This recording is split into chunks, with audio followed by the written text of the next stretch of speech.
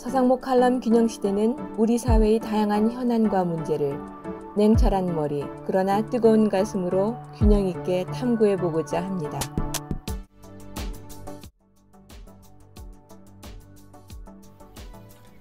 안녕하세요. 야권 대선 후보 지지도 1위를 유지하고 있는 윤석열 전 검찰총장의 정치 행보가 빨라지고 있습니다. 지난 6월 5일 현충원 참배 때는 방명록에 희생하신 분이 분노하지 않는 나라를 만들겠다라고 적음으로써 문재인 대통령과 각을 세우면서 국가를 운영해 보겠다는 자신의 포부를 밝혔습니다. 그리고 6월 9일 독립운동가 이희영 선생 기념관 개관식에 참석을 해서 기자들에게 국민의 기대와 염려를 제가 다 경청하고 알고 있다. 지켜봐 주길 부탁한다. 라는 발언을 했고, 행사장 밖에는 지지자들의 윤석열 대통령 연호와 함께 반대 유튜버들의 그 장모와 또 처와 관련된 의혹 질문 공세가 뒤섞여서 마치 전쟁터를 연상케 했다고 합니다. 또한 같은 날 이동훈 조선일보 논설위원을 공보 담당자로 임명함으로써 윤석열 전 총장이 사실상 대권 후보 활동을 시작했다고 볼 수가 있습니다. 이에 더해서 이동훈은 지난 15일 기자들에게 그동안 미뤄온 정치 참여 선언을 6월 말이나 7월 초 사이에 하겠다는 메시지를 보냈다고 합니다. 따라서 오늘은 이제 막 대권 행보를 시작한 윤석열이 앞으로 뛰어넘어야 하는 세 가지 장애물에 대해서 살펴보고 그 해법을 찾아보고자 합니다. 장애물 중 그 첫 번째는 후보가 되기까지 특별한 직함이 없는 상태에서 높은 지지도를 유지하고 또 확산시키는 것이고, 두 번째는 이명박 박근혜 전 대통령 구속 과정에서 나름 역할을 한 윤석열이 보수 세력과 국민의당 그 핵심이라고 할 수 있는 이 두 분 지지자들의 지원을 얻어내는 것이고, 또 세 번째는 이미 시작되었고 선거 당일까지 지속될 자신과 또 가족에 대한 여권의 그 무자비한 네거티브 공세에 효율적으로 대응하는 것입니다. 이러한 세 가지 난제 극복에 필요한 해법은 같은 법조계 출신이며 정치 신인으로 많은 국민적 지지를 받았지만은 결국 최종 결선에서 패한 이해창 전 총재의 성공과 그리고 실패 경험에 대한 분석을 통해서 찾을 수 있다고 저는 생각을 합니다. 방금 지적한 대로 첫 번째 장애물은 대권 경쟁에서 가장 중요한 요소인 높은 국민 지지도를 유지 확산시키는 문제입니다. 윤석열의 높은 지지도는 조국 파동이 진행되는 과정에서 보여준 윤석열 특유의 뚝심과 배짱에서 비롯되었다고 할 수 있습니다. 97년 대선 과정에서 당시 집권당 대권 후보였던 이회창 전 총재 역시 감사원장 시절 청와대도 당연히 감사 대상이라고 선언한 데 이어서 국무총리 시절에는 청와대가 헌법에 보장된 국무총리의 권한을 행사할 수 없게 한다는 이유로 사표를 던지면서 국민으로부터 많은 지지를 받는 대권 후보로 급부상했습니다.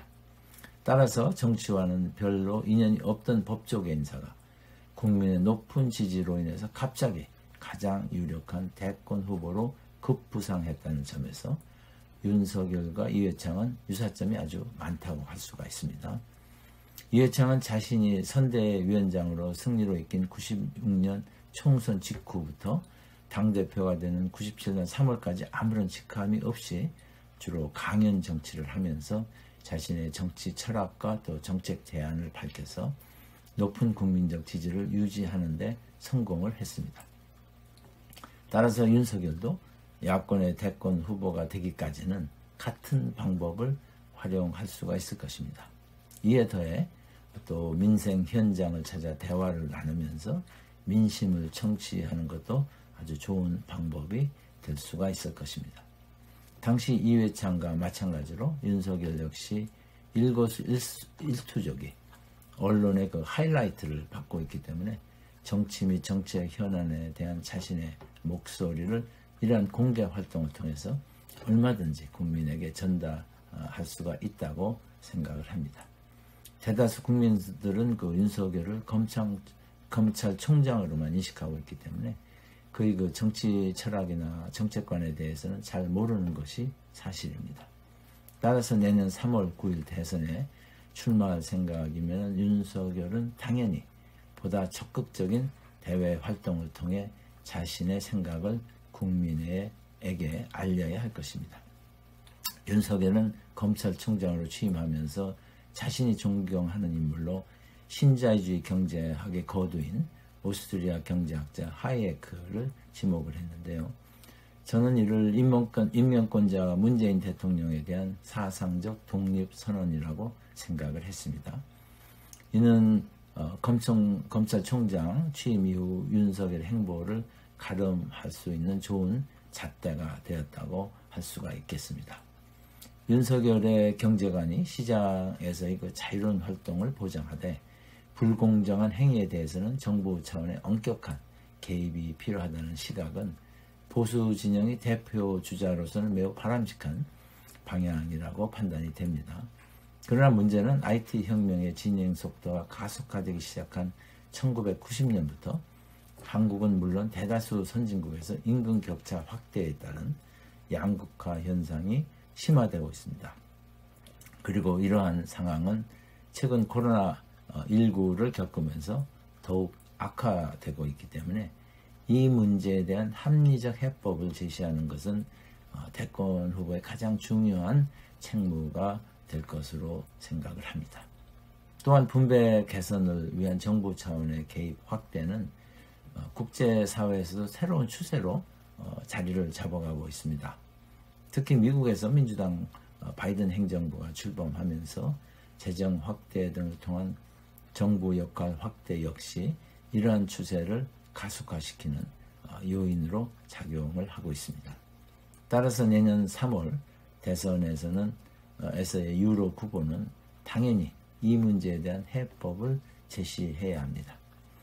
그런데 하이에크의 신자유주의 철학만으로는 충분치 않은 것이 사실입니다. 따라서 야권을 대표하는 대권 후보가 되려는 윤석열 역시 양극화 문제에 대한 합리적인 전략과 또 구체적 정책 대안을 조속히 제시해야 할 것입니다. 이는 윤석열이 그 강연 정치와 또 민생 투어를 조기에 시작해야 하는 또 하나의 이유라고 생각을 합니다. 윤석열이 넘어야 하는 두 번째 장애물은 두 현직 대통령을 구속하는 과정에서 자신의 역할을 설명하고 보수 세력과 또 국민의힘당 중심이라고 할 수 있는 박근혜, 이명박 지지자들로부터의 그 적극적인 지지를 얻어내는 것입니다. 이회창 전 총재는 바로 이 대목에서 실패를 해서 대권의 꿈을 이루지 못했다고 저는 생각을 합니다. 이회창은 지역주의에 기반을 둔 이른바 상김 정치 문화를 청산한다는 기치를 내걸었고 이는 국민들로부터 많은 지지를 얻는 기초가 됐습니다. 그러나 그 후 전개된 상김 중 한 사람인 김대중과의 본선 대결에서 김종필을 김대중 진영으로 합류케 하는 명분을 제공했고 또 김영삼 대통령으로부터 지원을 받지 못하면 물론 민주계 이인재의 그 본선 출마로 해서 당시 여권표가 분산되는 결과를 초래했습니다. 결국 이회창 후보는 상김 정치문화 청산이라는 명분 제기에는 성공을 했지만 상김 중 이김 지지자들의 표를 얻는 데 실패함으로써 97년 대선에서 패하게 된 것입니다. 그러면 박근혜와 이명박 지지 세력이 주류를 이루는 국민의힘당 지지자들의 지원을 이끌어내기 위해서 윤석열은 과연 어떻게 해야 하는지에 대해 살펴보도록 하겠습니다. 이에 대한 답은 최근 국민의힘당 대표 선거에서 36세 젊은 이준석 후보의 선거 전략에서 얻을 수 있다고 저는 생각을 합니다.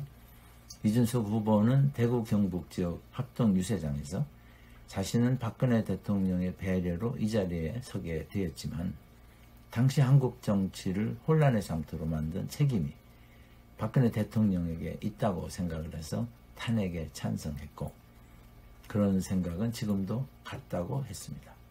그리고 박근혜 대통령에 대한 그러나 박근혜 대통령의 고마움은 다른 형태로 표시하겠다고 했습니다. 이렇게 정면 돌파 전략을 선택한 이준석 후보가 영남 당원이 절반을 차지하는 당원 투표에서 1위를 한 나경원 후보와 거의 같은 수준의 당내표를 얻어서 결국 당대표로 당선이 되었습니다. 자신의 행동을 명분 차원에서는 정당화하되 개인적으로는 그 연민의 정을 보임으로써 박근혜와 이명박 지지자들의 그 섭섭한 마음을 달래는 것이 윤석열이 당내 경선 과정에서 보여주어야 할 모습이라고 생각을 합니다. 이는 정치인 윤석열의 정치력을 보여줄 수 있는 좋은 기회가 될 수도 있습니다. 최근 윤석열의 국민의힘당 입당 여부가 논란의 대상으로 부각되고 있습니다. 그러나 이에 대한 답은 저는 매우 간단하다고 생각을 합니다. 그것은 윤석열은 무조건 조기에 국민의힘당에 입당을 해서 대선 활동을 시작해야 한다는 것입니다. 그 이유는 현대 정치는 정당 정치이기 때문에 당이 없이 대선에 출마하는 것은 자살행위나 다름이 없기 때문입니다. 또한 대통령에 당선이 되어도 소속 정당의 적극적인 지지가 없으면 효율적 국정 운영을 할 수가 없다는 사실 역시 지적하지 않을 수가 없습니다. 특히 당대표 선거도 마무리되었고 젊은 이준석 후보의 당선으로 당 이미지도 크게 개선되었기 때문에 입당을 미룰 이유가 없다는 것이 저의 생각입니다. 또한 지난번 서울시장 선거에서 안철수 후보가 입당을 미루면서 결국 치열한 당내 경선을 통과해서 당 후보가 된 오세훈 후보와의 최종 경쟁에서 밀렸다는 사실은 윤석열은 그 반면 교사로 삼아야 할 것입니다. 윤석열이 넘어야 하는 세 번째 장애물은 여권의 그 집요한 네거티브 공세에 대한 대처입니다. 지난번 서울 및 부산 시장 선거에서 여권은 그 여론조사에서 밀리자 처음부터 끝까지 인신 공격을 선거운동의 핵심 무기로 활용을 했습니다. 이번에도 예외는 아니어서 여론조사에서 윤석열이 야권의 선두 대권 후보로 부각되면서 윤석열에 대한 네거티브 공세가 시작됐고 또 날이 갈수록 그 강도가 거세지고 있습니다. 6월 16일자 조선일보에 의하면 최근 서울중앙지검은 대기업에게 윤석열 아내 회사 관련 자료 다 내놔라 라는 압박성 공문을 보냈다고 합니다. 네거티브 공세로 이해창 후보를 97년과 2002년 대선에서 이긴 민주당은 이 무기를 그 주요 선거에서 줄곧 사용했지만 큰 성공을 거두지는 못했습니다. 예를 들어서 2007년 대선에서 BBK 의혹 등 이명박 후보에 대한 네거티브 공세가 매우 거셌지만은 성공하지 못했고, 또 방금 말씀드린 지난 그 서울 및 부산 시장 선거에서도 민주당의 네거티브 공세는 큰 효과가 없었습니다. 또 최근 새로 출범한 공수처가 윤석열의 그 직권 남용에 관한 수사에 착수한 사실이 언론에 크게 부각되고 있지만, 이는 윤석열에게 권력기관으로부터 부당하게 핍박당하는 정치인 이미지나 심어주는 역효과가 날 가능성이 큽니다. 그 이유는 공수처가 제기한 두 사건 모두 이미 별 문제가 없는 것으로 결론이 난 것이기 때문입니다. 또한 윤석열의 그 장모와 처에 대한 여러 가지 문제를 여권이 제기하고 있지만 이 역시 윤석열 자신과는 무관한 것으로 잘 대응만 하면 그 대권 경쟁 과정에서 큰 변수가 되지 않을 수 있습니다. 그러나 네거티브 공세에 대한 철저한 대비는 반드시 해야 할 것입니다. 또한 이 과정에서 후보 자신은 감정을 자제하고 의연한 자세를 견지하는 것이 매우 중요합니다. 주요 선거에서 후보 간 네거티브 공세가 갈수록 심해지는 것을 지켜보면서 한국 정치 수준이 발전이 아니라 오히려 퇴보하고 있다는 생각을 하지 않을 수가 없습니다. 서상모 컬럼 균형시대는 정책 문제에 더해 정치 현안에 대해서도 균형된 시각에서 분석하는 활동을 지속적으로 해 나가겠습니다. 시청해 주셔서 감사합니다.